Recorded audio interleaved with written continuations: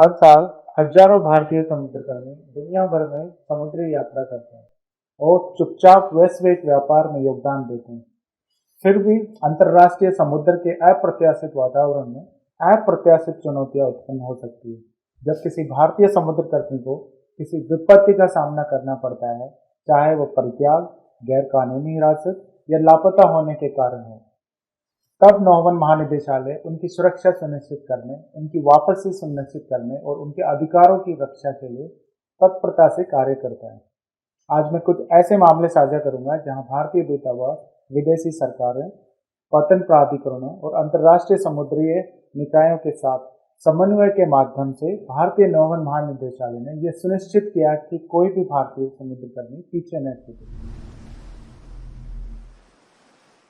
हम शुरुआत तंजानियाई ध्वज वाले पोत एमवी अंका से करते हैं, जिसे अप्रैल 2025 में यूक्रेन के रेनीपतन पर गिरफ्तार कर लिया गया था, जिससे भारतीय चालक दल के सदस्य पर्याप्त रखरखाव और वेतन के बिना मुश्किल स्थिति में आ गए थे।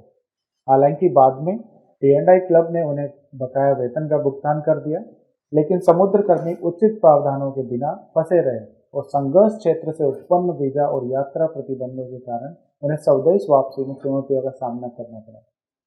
नौवन महानिदेशालय ने तुरंत हस्तक्षेप करते हुए इस मामले को ध्वज राज्य यूक्रेन स्थित भारतीय दूतावास और विदेश मंत्रालय के समक्ष उठाया। इन समन्वित प्रयासों से समुद्रकर्मियों की सुरक्षित वापसी और उनके वेतन का भुगतान सुनिश्चित हुआ। अंततः सभी समुद्रकर्मी 27 अगस्त 2025 को भारत आ गए।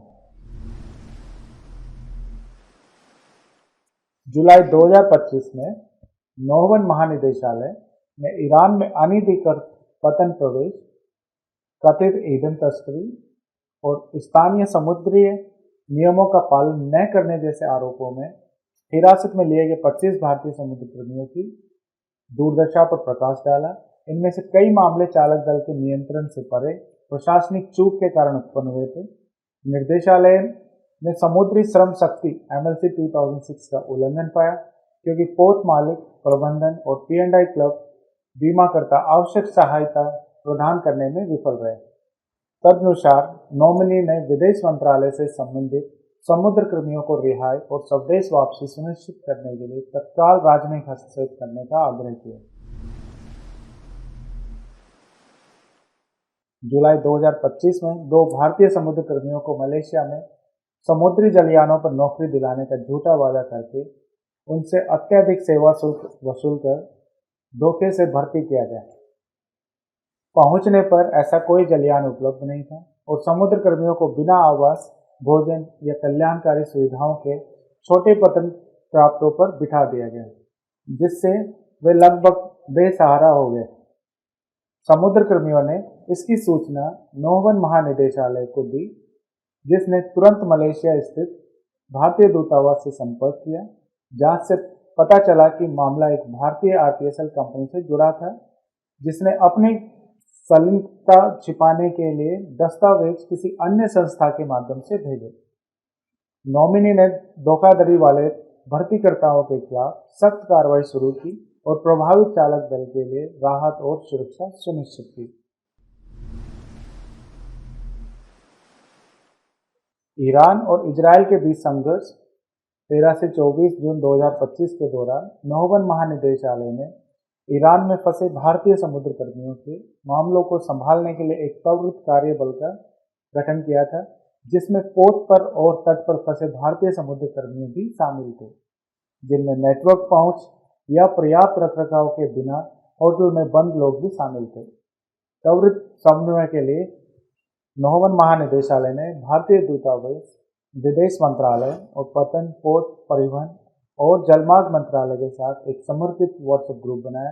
तत्काल निकासी के उपाय किए गए और ऑपरेशन सिंधु उड़ानों के माध्यम से कई समुद्रकर्मियों को भारत वापस लाया गया।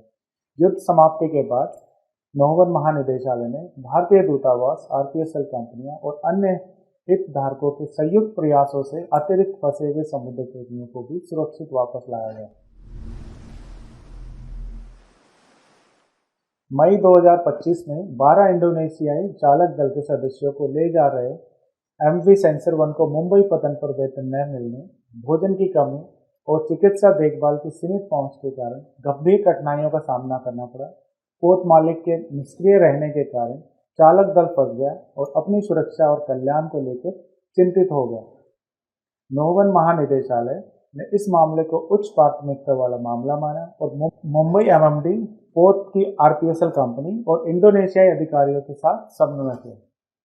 चालक दल की सुरक्षा और कल्याण सुनिश्चित करने के लिए सुरक्षित आवास, खाद्य सामग्री की आपूर्ति, चिकित्सा सहायता सभी तत्काल राहत उपाय किए गए।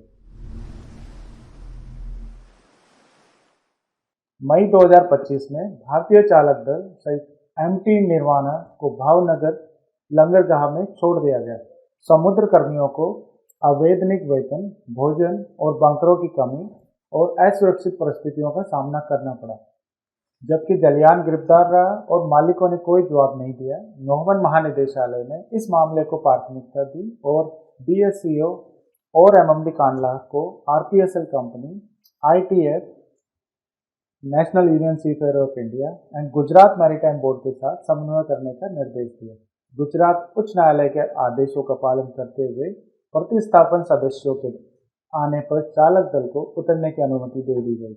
इन समन्वित प्रयासों के माध्यम से सभी फंसे हुए समुद्र कर्मियों को सुरक्षित रूप से रवाना किया गया तथा पूर्ण कल्याण एवं प्रत्यावर्तन सहायता सुनिश्चित की गई।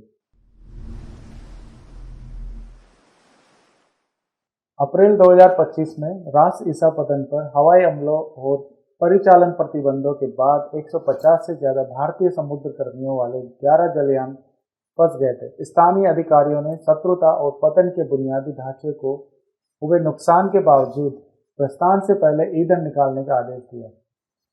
सना स्थित भारतीय दूतावास, विदेश मंत्रालय और नौवन महानिदेशालय के निरंतर प्रयासों से मई के मध्य में चरणबद्ध निकासी अभियान शुरू हो गया।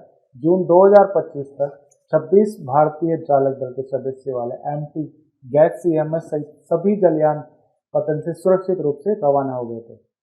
नौवन महानिदेशालय ने एक औपचारिक प्रशंसा पत्र के माध्यम से सेना स्थित भारतीय दूतावास के समय पर हस्तक्षेप और सतर्क सहयोग के लिए अपना गहरा आभार व्यक्त किया। हमारे द्वारा निपटाया जाने वाला प्रत्येक मामला भारतीय समुद्र कर्मियों की सुरक्षा, सम्मान और अधिकारों के प्रति हमारी दृढ़ प्रतिबद्धता को दर्शाता है।